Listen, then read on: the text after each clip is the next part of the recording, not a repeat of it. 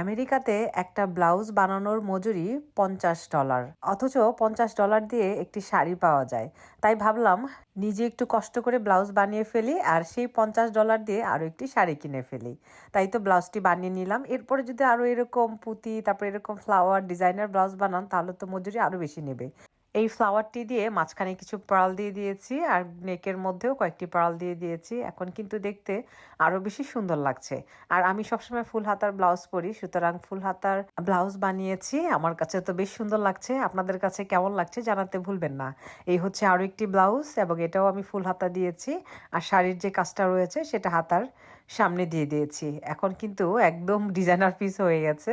আর এই যে সাইডে আমি সবসময় চেন দিয়ে দিই যাতে সামনে দিয়ে কাটতে না হয়। সামনে দিয়ে কাটা থাকলে আসলে আমার কাছে খুবই আনকমফোর্টেবল লাগে। সাইড থেকে যদি চেনটা দিয়ে দিই তাহলে কিন্তু খুব ভালো লাগে এবং আমি নিশ্চিন্তে থাকতে পারি।